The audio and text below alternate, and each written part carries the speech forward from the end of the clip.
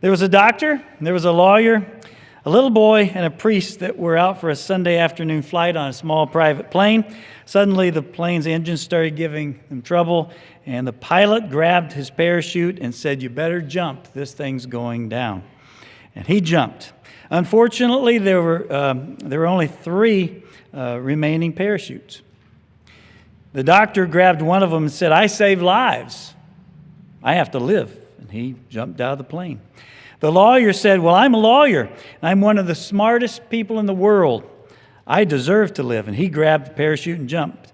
The priest looked at the little boy and said, "My son, I've lived a long life, and you have a lot of life ahead of you. Please take the last parachute and live in peace." And the little boy handed the parachute back to the priest and said, "Don't worry, Father. The smartest man in the world just took my backpack."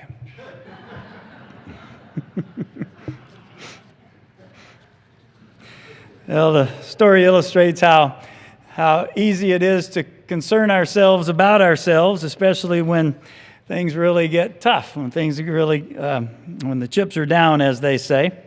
It's easy to think selfishly.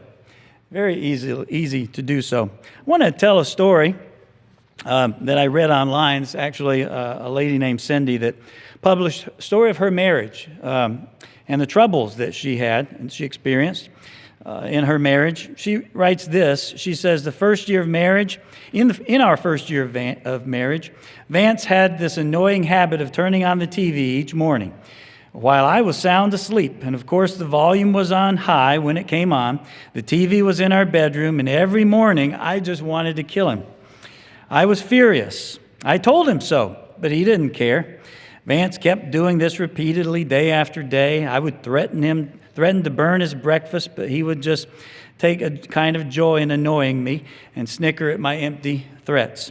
One morning, I'd had enough. I threw back the covers, stomped across the bed, jumped down, picked up the massive TV, and dumped it on the floor with a bang. I think he may have made the comment that I was overreacting. Well, that went over very well. Most mornings, we would get up for breakfast, and Vance would sit at the table waiting for me to make his meal. When I brought him his toast, which I had buttered and slathered with peanut butter, Vance would complain that the peanut butter didn't touch the crust. Back to the kitchen I would go and spread the peanut butter to reach the edge of the bread. I delivered him his altered toast, and he looked at it and tell me that it was supposed to be cut into 4 pieces. I figured since I was his wife, I was responsible for his happiness 100% of the time. Vance agreed wholeheartedly that this was also my role. I could never seem to accomplish this goal and was always feeling like less than a perfect wife. What Vance had done previously was misunderstood his mother's servant heart and took it as the law. His mother, Marcia, loved to serve the family. She was a full-time homemaker and was able to accomplish all the home's tasks before her husband came home each day. Because one of her love languages was acts of service, Vance assumed this was mine as well. Vance and I were fighting daily. My original hopes of having a happy marriage was fading away. I had gotten to the point of actually hating my husband. Our oldest son had severe autism and woke up every night an average of 10 times with night terrors, and he'd done this since he was born. But Vance refused to help Kyle at night. I begged and pleaded, even cried while I was 9 months pregnant and exhausted, but nothing could crack my husband's hardened heart. During that time, I fell into depression due to our marriage problems. I experienced exhaustion and had a complete lack of joy and happiness. I began to pray daily for my marriage and for my husband. That's a story that Cindy writes and shares online. I'll tell you more about how that marriage progressed at the end of the sermon. But she tells about how her marriage was destroyed by the selfishness of her husband. I think we all recognize that in today's society, marriage is under attack, and it has been for some time. It's not a new thing. We are seeing it under attack by various external forces. wrong ideas about marriage. Those external forces includes ideas of living together, same-sex marriage, the ease and frequency of divorce. Today we experience confused gender issues, things that we've not seen before. But marriages also suffer from internal factors as well. There are internal factors that are attacking marriage. One is the lack of a knowledge of how to get along, how to deal with conflict, the unwillingness to grow and to change, and oftentimes the unwillingness to ask for help or to ask for counsel. And speaking to a number of pastors about this over the last several years, it is almost as if marriages reach the edge of a cliff, and they call the couple calls for help, or one of them calls for help after they've gone over the cliff, and they're calling help. But it's at that point oftentimes very late in the game to be effective and to have effective help. So we suffer these external forces that are destroying marriage. We suffer these internal forces. Satan is certainly doing all that he can to undermine families, undermine marriage relationships, not only in the world, but also in the church. He knows that if he can destroy the family, he knows that he can destroy the family primarily by destabilizing and disabling the husband-wife relationship. In the Growing Kids God's Way program, they talk about the importance of that relationship and showing children, even when they're very young, that there is a loving, happy relationship. And the children notice that. They notice when there's conflict, and they act out when they feel there's conflict. They notice when there's unity and love between mom and dad. It gives them a sense of steadiness in their lives. But even the little children notice that, and they make the point that it's so important to put your relationship before the children. And I think it's a very good point. Oftentimes in this world, the relationship with the children seems to take all the time, seems to be the most important thing. And of course, it oftentimes does take a lot of time, no doubt, especially when they're younger.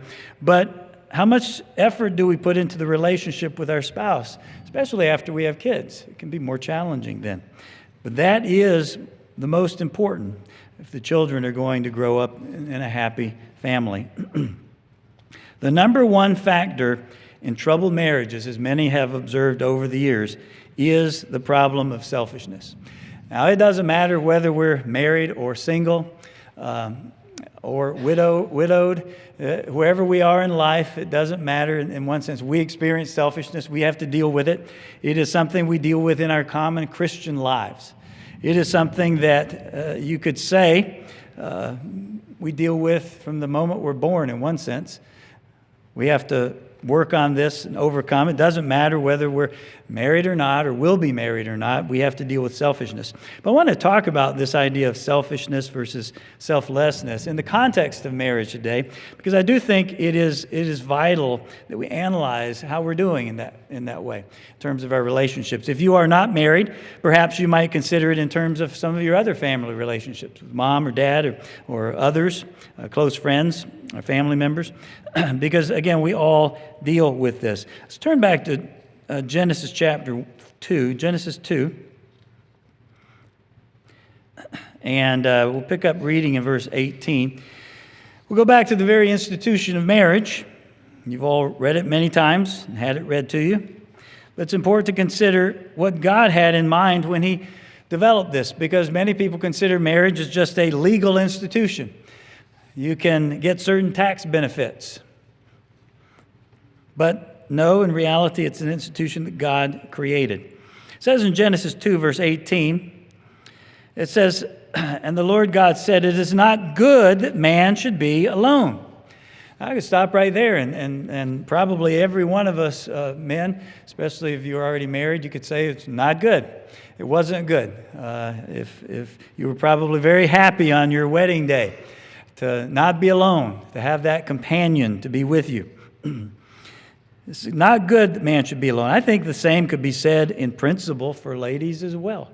God created us to be together with someone, if that's the way it is in our lives, if it can be.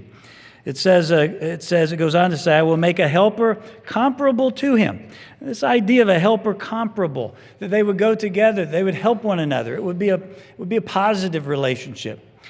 So often in the world today, we see these relationships start off maybe on a good foot, but then start tripping as time goes by, and so many of them end up in divorce. Notice in verse 19, out of the ground the Lord God formed every beast of the field, every bird of the air, and brought them to Adam to see what he would call them. And whatsoever Adam called them, that the living creature, that was his name. So Adam gave the names to the cattle, the birds of the air, every beast of the field. But for Adam there was not found a helper comparable to him. I think, as Mr. Mitchell mentioned a few weeks ago in his sermon, that this was probably done specifically to show Adam that he didn't have a mate like the other animals did, that there was something missing in his life. To allow Adam to come to see that. Not to just tell Adam, you need someone to help you, but to let him come to feel that himself. Verse 21, the Lord caused a deep sleep to fall upon Adam, and he slept, and he took one of his ribs, and he closed up the flesh in its place. And the rib which the Lord had taken from man, he made into a woman, and brought her to the man. Now, I think it's important to pause there a moment and to consider, this is not just a fable. That's the way many people consider this all just a fable. This really happened. Look at the apostles, look at Jesus Christ. When they go back and they read, when they refer to what happened at creation, they refer to it as literal. Not some allegory, not some tale, but literal. The woman was made from the flesh of the man. Eve came from Adam. She didn't come from the earth. She wasn't made like the other animals out of the earth. She came directly from Adam. And that means something. It shows the compatibility that we can have, that we should have. God created it that way. Notice verse 23. And Adam said, Now this is now bone of my bone and flesh of my flesh. She shall be called woman because she was taken out of man. This concept of that, she came from him. You wonder how Adam might have treated Eve if she'd have been just created from the soil, from the earth, like he was. But you wonder how it made Adam feel to have someone that was actually an extension of him, that literally came from him. Now, for most of us husbands and wives, of course, this doesn't literally happen in our lives today. But I think we can learn from the creation account that though this isn't literal in our lives, it can be the way our relationships are, a unity, a willingness to care for one another because we were part of one another, a oneness. Notice, and of course it goes on to say that in verse 24, therefore man shall leave his father and mother and be joined to his wife, and they shall become one flesh. They are to become unified. And she was taken from the man, Eve was, but they were to become one flesh, not literally, but in terms of their unity, their working together, their synergy, what they could do together. They were to be an effective team, raise a family. Now, of course, not everyone is able to do this, but this is the way God established that marriage relationship. This kind of unity is impossible without humility, without love, as we've said over the years, outgoing concern. Selfishness destroys oneness. Selfishness destroys oneness in so many ways. Now, we all, as I said, we all struggle with selfishness in one way or another. In our marriages, outside of our marriages, we do. I heard one person tell a story recently of how he was explaining how we tend to be selfish even if we don't know it. He said, think of when someone takes a group photo and you're in it and they want to show the picture around, what's the first person you look to? See if you're looking weird. And if you are, you say, well, take another one. Doesn't matter how everybody else looks. If you've got a funny look on your face, take another one. I got a funny look on my face. Don't put that on social media. Take another one, and then take another one. Okay, my eyes are open there. You can put that one out there. You know, we're concerned about ourselves, and it's not that in and of itself is some evil, But it's something we have to come face to face with and recognize that we just have that tendency. And we started off that way when we were babies.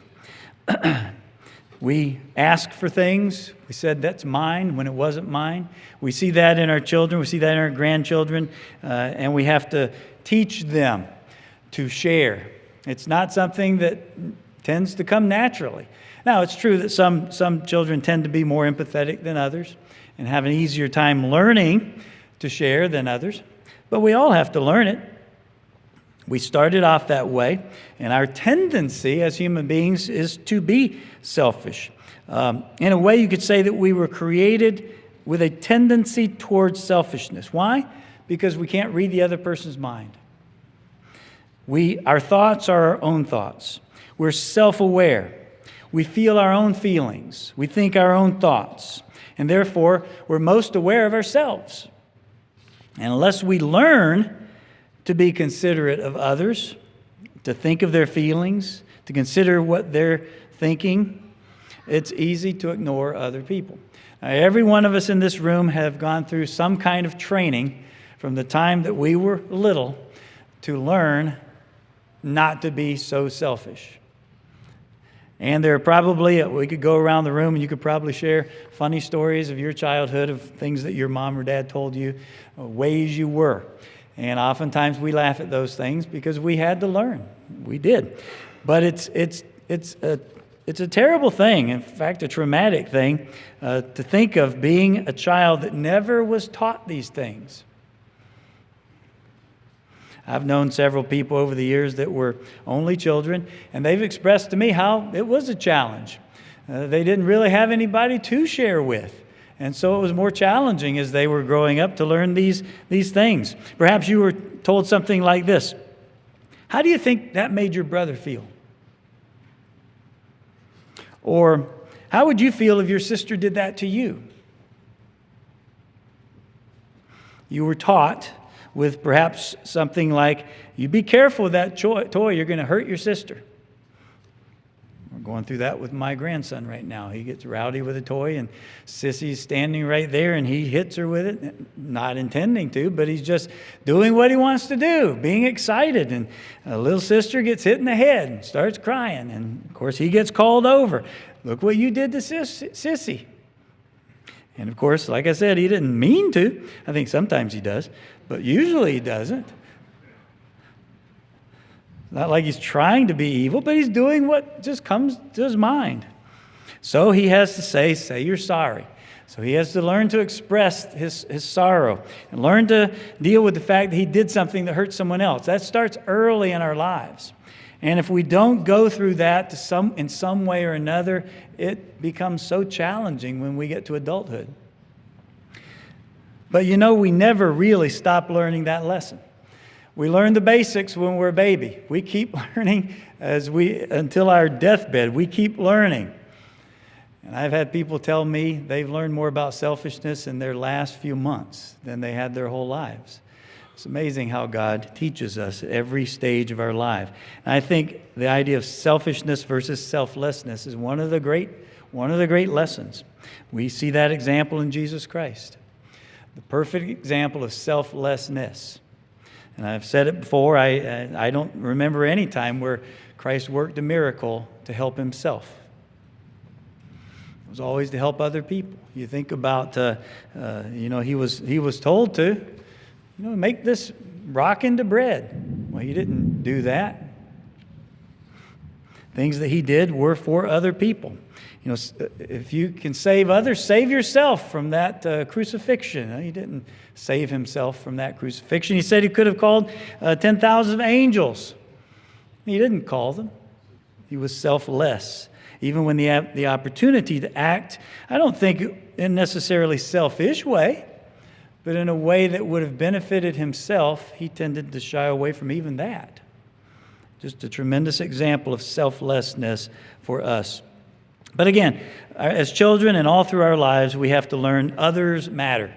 And we learn lessons about how we hurt someone, maybe unknowingly, and had to apologize, how to think about things in a different way. And marriage is the perfect workshop.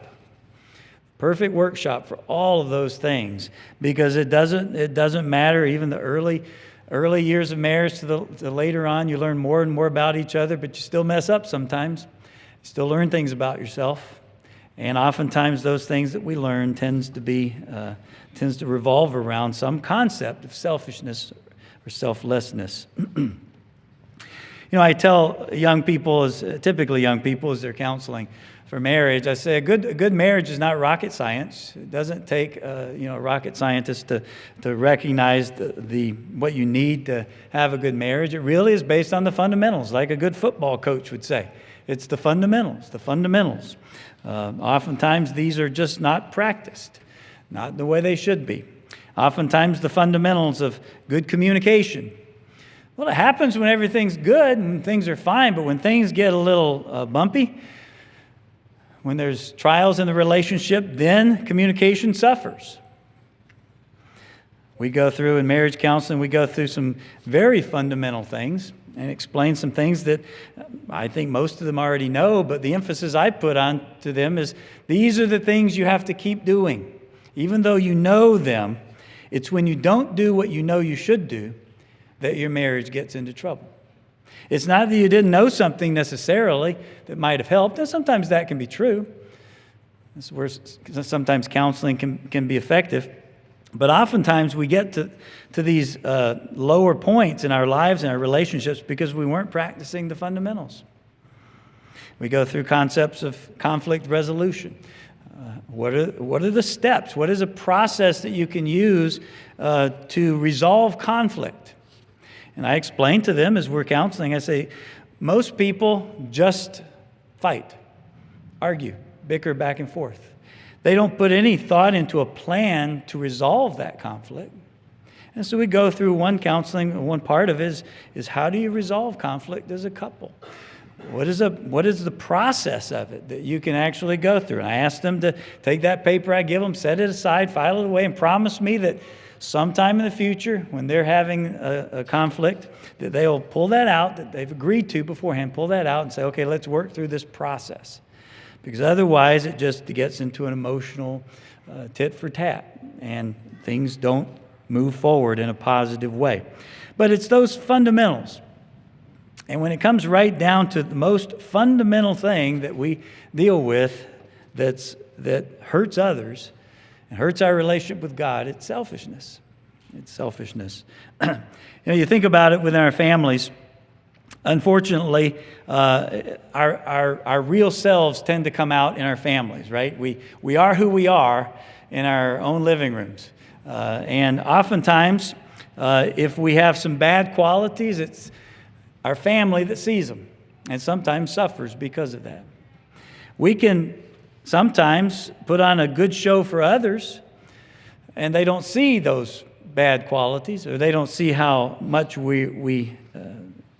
how bad they are in our lives, because we can hide them in public, we can hide them to others, but our family tends to get the brunt of them. And it's a sad thing, because if anything, our family, because they're the most important people in our lives, they should see the best side of us. It's kind of backwards, isn't it? I'm not saying we should treat strangers with disrespect, but we sometimes will treat a complete stranger that we'll never see again with more respect than perhaps we do a family member. And it's a sad case, because when we do that, we're only hurting ourselves. We're the ones that experience the fruit of that. And so it'd be nice if we could all decide, well, I'm going to put on my best side with my family. I'm going to be my best. Again, I don't advocate being your worst in front of other people just because they're strangers, but I think you get the point that it's just a sad situation that the people that are most important to us sometimes are the ones that we don't try to act the best in front of. I think we do see, let's go back to Ecclesiastes 4. Ecclesiastes 4, verse 9. We see scripturally that strong families can bring tremendous rewards. Being together, that relationship that God initially created Adam and Eve to have, one where they were there for one another, helping one another, it's something that can bring tremendous rewards in our lives. However, dysfunctional families can become very stressful and bring many troubles in our lives. Ecclesiastes 4, verse 9 says, two are better than one. It's a principle. And he goes on to explain, because they have a good reward for their labor. I think one thing that we could think about is in terms of synergy. When two people were working together in a synergistic relationship, the idea there is that the performance of the two will be greater than the sum total of their separate contributions. We see that in families. Certainly when a mom and dad are working together as mom and dad, the children get that much more benefit from it than if they just see their mom for a week and then go see their dad for a week. They both could be putting in the energy, but they don't have that synergy of working together to help. It says, two are better than one because they receive good reward for their labor. For if they fall, one will lift his companion. Woe to him who is alone when he falls. The idea is that we're there to help one another. And that should be the way that families are. It says, verse 11, again, if two lie down together, they will keep warm. But how can one be warm alone? There is that idea of providing comfort and the needed warmth on those occasions when it is needed. Those who live in the northern clime sometimes see this quite regularly, especially in the wintertime. Two are better than one in terms of keeping warm. It says, though one may be overpowered by another, two can withstand him. There's this idea of added security. And certainly within a family, we're not talking about having violence committed against us necessarily, but the idea that two is better than one. The family relationship can be a very powerful one, a synergistic one. In fact, we see that the relationship between God the Father and Jesus Christ is very much a unified one. Christ could say, I and the Father are one. If you've seen me, you've seen the Father. I reflect him. We have that kind of unity. And the unity that is between Jesus Christ and the church. The unity he desires to have with us as a body. But again, selfishness destroys the synergy in relationships. We are naturally selfish. God did not create us. He did not give us selfishness when he created us. He did not give that to us, but he created us to be capable of having that selfishness. We are capable of it. But we're also capable of developing character and growing out of it. And that is the glorious thing. How could we truly learn and build the character of being a selfless person unless we first experienced selfishness and learned the fruit of it and learned to get away from it, learned to be a different person? I'd like to spend the remainder of the sermon talking about 4 points to overcome selfishness, particularly in terms of our relationships, our marriage relationships, but again, you could extend this to other relationships as well.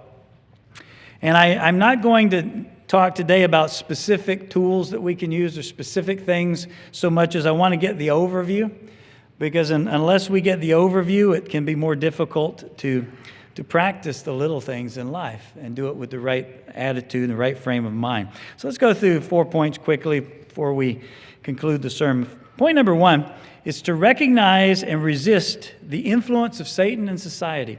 To recognize and resist the influence of Satan and society. I think sometimes we know that Satan's there. We know that society is bombarding marriage and bombarding relationships. We can sometimes be very upset at what we see in the world and how the world's deteriorating in terms of family and marriage and the things that lead to strong marriages. But sometimes we can be so focused on what's happening in the world that we don't see what's going on in our own lives. We don't see the fruit of our actions and our approach in our own families. It's one thing to sigh and cry for the world. We certainly ought to.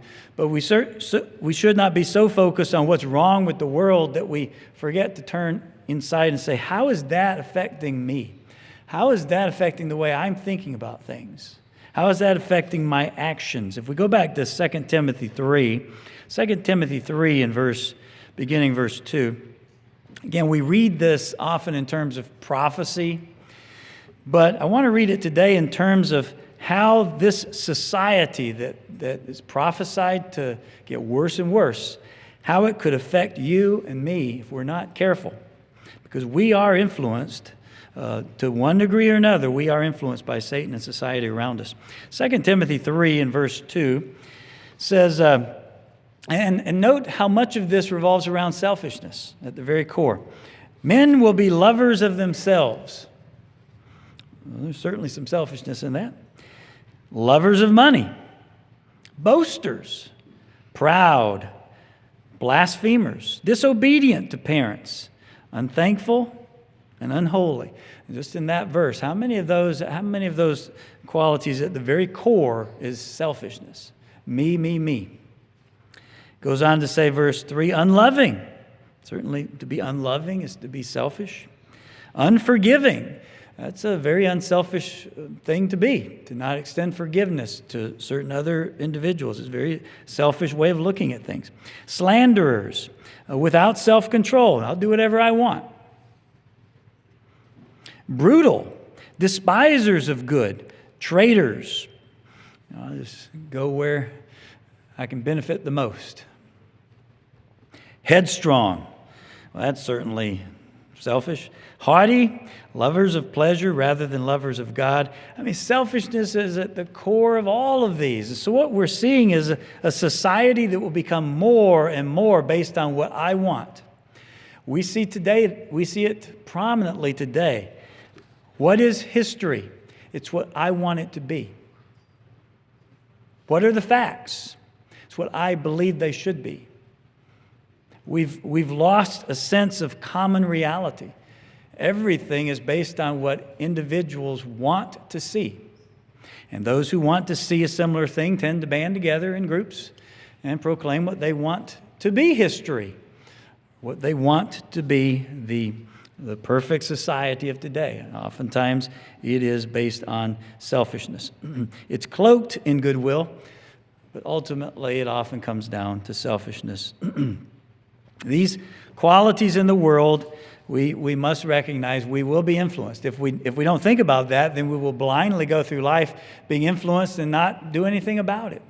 But if we are able to recognize and resist that influence, then we will have a lot better chance of overcoming and resisting what's going to be worse and worse in the world as time goes by. So having a strong, healthy marriage and family is going to become more challenging in the years ahead. It really will, as we see the society deteriorating around us. So that's point number one, to recognize, resist the influence of Satan in society. Point number two is to learn to hate selfishness. Now notice I didn't say learn to hate yourself. But it kind of related, isn't it? It kind of seems odd to say learn to hate selfishness, because if I hate selfishness, aren't I hating my own desires, my own thoughts, my own feelings? Well, not really, because the Bible doesn't say we should hate ourselves. It doesn't say we should ignore our preferences. It just says that we are to focus on others as well, not just our own. But selfishness is something that we have to learn to hate. And I think that we can when we really experience the fruit of selfishness. Now, the story I started with Cindy, we'll see as we get to the end of the sermon that sometimes a person has to hit the bottom before they realize they need to change. Their life has to become a total shambles. And it can be that way in any number of sins. But the reality is sometimes they only change when everything has fallen apart. And sometimes it's too late. It's too late to really put the pieces back together again when we get to that point. If we learn to hate selfishness, then we can learn to overcome it all the more, all the better. If you go back to Proverbs chapter 8, we see this principle. Proverbs 8, verse 13. Proverbs chapter 8 and verse 13, where it talks about the fear of the Lord. One of the ways that we learn to fear the Lord, it says, is to hate evil. Now, do we hate evil? I think it's quite natural for any human being to hate the evil they see in someone else that they don't have a problem with themselves. I mean, it's easy to hate a certain sin that we don't have a problem with. Well, they've got a problem with it. Oh, that's perverted. I'm not perverted, but they're perverted. We can see their sin, and that's a terrible sin. But the sin that we see in us, well, that's just natural. Everybody has that. And we tend to minimize our own. It's easy to minimize selfishness as well. But notice it goes on to say, it says, the fear of the Lord is to hate evil, pride and arrogance in every evil way, and the perverse mouth I hate. Notice pride and arrogance, those are rooted in selfishness. It says God hates it. If God hates the selfishness in me, should I not also hate the selfishness in me? It's very easy for me to notice and be frustrated by the selfishness of other people. Sometimes I fight that on the roadway. When I see something happen, that's just a very selfish thing for them to do and a dangerous thing for them to do. Who are they thinking about? It's easy for me to go off on that, but I have to turn back on me. Am I being selfish? Am I being selfish? In what ways do I exhibit selfishness? It says here that God hates selfishness, in essence, pride and arrogance. And I think he does because it's the opposite of his own nature. God hates selfishness because of the terrible fruit that it produces, the hurt, the pain, the suffering, the death of relationships, the death of marriages, destruction of families. Ultimately, selfishness can be a major part of. I firmly believe that it's very difficult to overcome any sin that we cannot learn to hate. It's very difficult to overcome a sin that we cannot learn to hate, that we cannot learn to see it the same way God does. I'm not saying hating people, but hating the sin. And sometimes it's easy in our own lives to accept certain things. Selfishness can be easy to accept because, as I said, we're naturally selfish. It's easy to accept, I'm not as selfish as I used to be. As I've come a long way. But I think God wants us to keep going. Every day of our lives, learning that quality of selflessness that God so aptly demonstrates in his relationship to us. Learn to hate selfishness in our own lives. Point number three, especially in those times where the chips are down, so to speak, and when it's easy to think about what we want, what I want, and talk about what I want, be mindful of whose well-being we're truly seeking. That's point number three. Be mindful of whose well-being we're truly seeking. Is it our own, or is it our spouse's? Are we arguing our will because we want our will? Whose well-being are we truly seeking? Now, maybe we're right, but are we presenting ourselves in a way that is truly serving to someone else or just self-serving? It's easy to get angry, to express anger, to explode in anger, all driven by selfishness. Maybe we have reason to be angry, but is that the proper way of expressing it?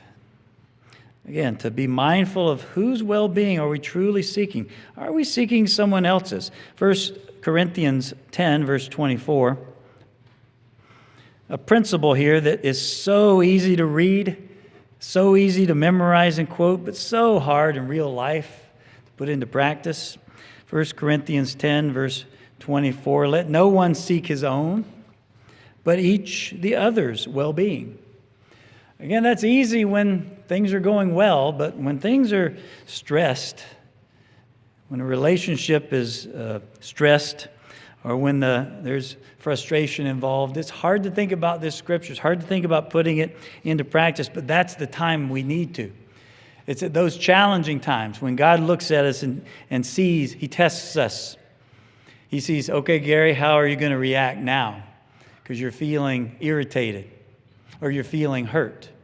We'll see how you react now. It's easy, Gary, for you to react when you're smiling and happy in a giving, selfless way. But when things get stressed, let's see how he reacts. And again, he's not looking to send fire down from heaven to consume us. But I think he is looking to see how has Gary improved? How is he making forward progress? How will he react to this particular situation? If I'm not mindful, if you're not mindful of whose well-being we're truly seeking, then it'll just pass us by. We'll react the way we want to react, even if it's a selfish way, and not even be mindful of it. To be mindful of it means to be fully conscious. Whose well-being am I seeking? I should not seek my own. I should seek the other's well-being. Now, that doesn't mean that we're just doormats either. Sometimes we have to express why we believe the other person is wrong, the change that we need to see in the other person. But the wisdom is in how we do it, in a selfless way or just in a selfish way. I think we're all familiar with Philippians 2, verse 3 and 4. Let nothing be done in selfish ambition or conceit, but in lowliness of mind, esteeming others better than ourselves. It's a principle that's just so hard to put into practice when things get stressful. But this verse applies certainly to marriages. How are we doing in that way? Again, it's not wrong to be aware of our self-interest, to express our needs, but it's a problem if we do it in a self-centered, self-absorbed way without consideration of the other person. So that's point number 3, being mindful of whose well-being we're truly seeking. And point number 4, I think, is so vital in this because it takes the emphasis off just ourselves. Point number 4 is devote your life to God. Now, you may think, how does this apply to selfless versus selfishness? When we devote our lives to God, we're devoting ourselves to living selflessly, to living to serve God. We have the mentality of my existence is to serve God. That's why I exist. I want to do God's will. I want to please Him. I want to serve Him. If we go back to 2 Corinthians 5, verse 14 and 15, we see this principle. 2 Corinthians 5, verse 14 and 15. It's very difficult to be selfish or to be self-consumed when we're thinking about pleasing God in everything we do. When that becomes the basis of our life, we will have happier marriages. When pleasing and serving God becomes the basis of our life, we will be a better father, a better mother, because it puts our priorities in order. 2 Corinthians 5, verse 14. For the love of Christ compels us. Notice, the love of Christ compels us, because we judge thus, that if one died for all, then all died. And He died for all. That those who live, that is us, should no longer live for themselves, but for Him who died for them and rose again. Christ gave His life for us so that we could give our life to serve God.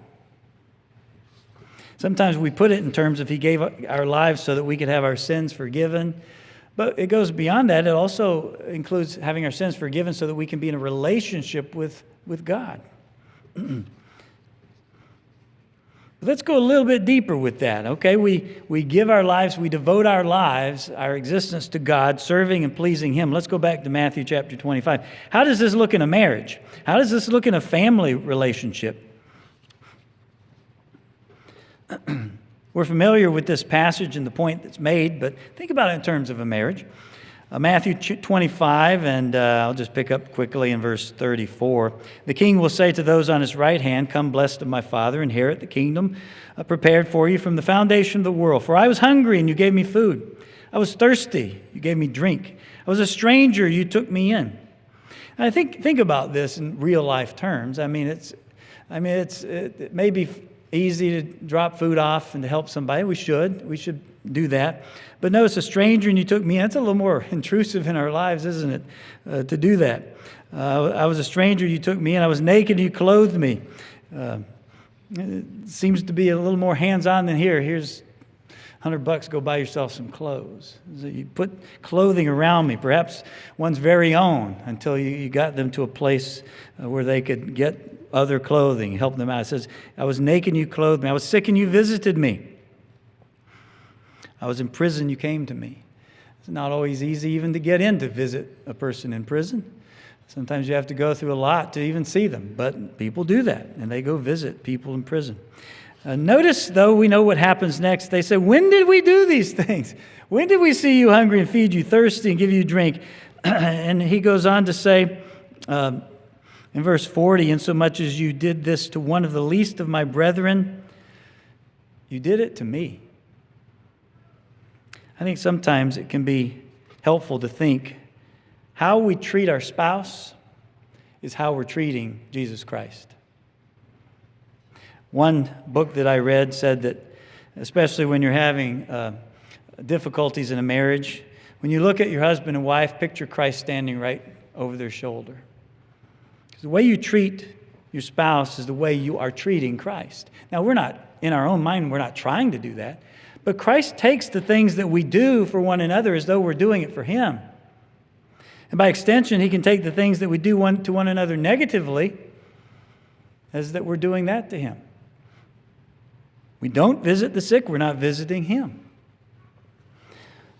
When we are selfless toward our mate, we're selfless toward Christ. When we're kind to our husband or wife, we're being kind not only to them, but to Christ. When we're harsh toward our husband and wife, we're being harsh to Christ. That's the way He's seeing it. It may not be the way we want it to be seen. I should be able to have a great relationship with God, even though I have a terrible relationship with my spouse. And most of my friends, for that matter. In fact, I can't think of anybody I haven't offended recently. But I got a great relationship with God. It just doesn't work. We can spend all our day reading the Bible and praying to God, and God sees it as nothing because we can't treat our neighbor with respect. How we treat others is how we treat God, regardless of how much we know about the Bible. And this works in marriage too. It's an interesting thing. It was one of the tools that I had read of helping couples. Is imagine that is Christ standing right behind them. He's not only witnessing it, but how you treat your spouse is how you're treating Christ. It puts a different perspective. It is at the core of when I say devote our lives to God, not pleasing ourselves, but pleasing God, treating God the way we want to treat Him by treating others the way He would want us to treat them. It's at the very core of devoting our lives to God. We live to please God, not to please ourselves. Let's go back to 1 Corinthians 13. We'll conclude back in the love chapter. Because we see these qualities of love, we read them often, we think about them. They're read at the marriage ceremony. In marriage, we have committed ourselves. We have committed ourselves before God to treat our mate in the way that God would have us treat them. Anything less is a failure of that commitment. But to do so requires so much character, doesn't it? It requires so much change in our lives.